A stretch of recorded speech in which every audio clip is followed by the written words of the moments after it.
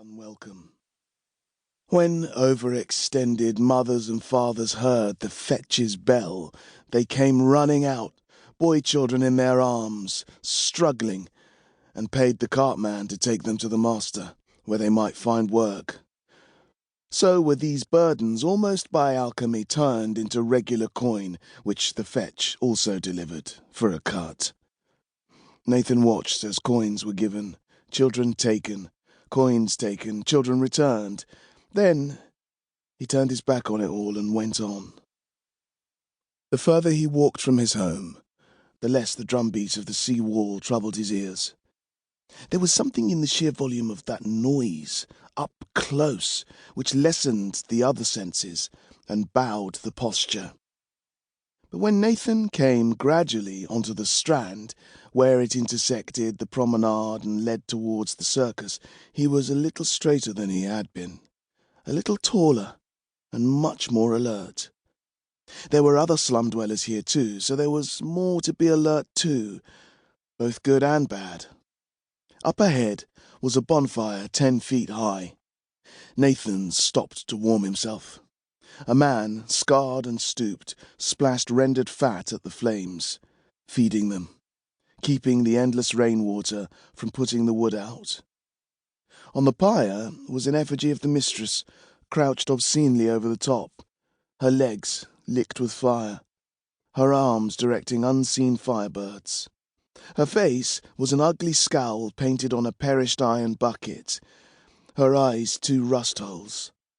Nathan picked up a stone and threw it.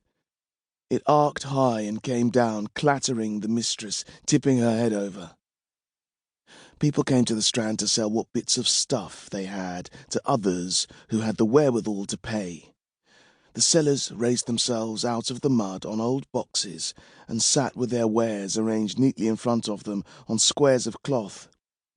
If he'd had the money, Nathan could have got string and nets and catapults and oddments of flat glass and sticks of meat, don't ask of what. Today there was a glut of liquor, sold off cheap in wooden cups, from barrels marked with the red merchant crest. There was no way this had been come by legally. The merchants kept a firm grip on their stock and didn't sell into the slums, so it was either stolen or salvaged. Drinkers wouldn't know either way until it was drunk.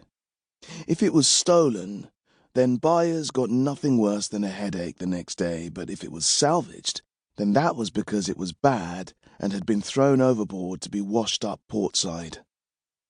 Bad liquor made you blind. Nathan wouldn't have bought it anyway. He didn't like the taste. And he had no coins and nothing much to barter with except his pillowcase and the handkerchief in his pocket. So he joined the other marching children, eyes to the floor, watching out for movement in the living mud. He didn't recognize anyone, but he wasn't looking. It was best to keep your distance and mind your own business. What if one of them took notice and snatched whatever was in your bag on the way home? There were some coming back, bags wriggling. Others' bags were still but heavy. A few had nothing but tears in their eyes, too cowardly probably to venture deep enough into the mud. Nathan could have stolen from those who had made a catch, grabbed what they had and run, but he wasn't like that. He didn't need to be. As he got closer, the itch pricked at his fingertips. It knew, the itch, when and where it was likely to be used, and it wasn't far now. Do not spark, not ever. His father used to stand over him when Nathan was very small, serious as he wagged his finger, and Nathan was a good boy. But even good boys do wrong now and again, don't they? Sometimes it's hard to tell the difference between good and bad anyway, between right and wrong. His father needed medicine, and the itch wanted to be used. Above, a stray firebird struggled up into the clouds, weighed down by a man hanging limp below it. The strand widened. The street vendors became fewer. Here was a crowd, nervous,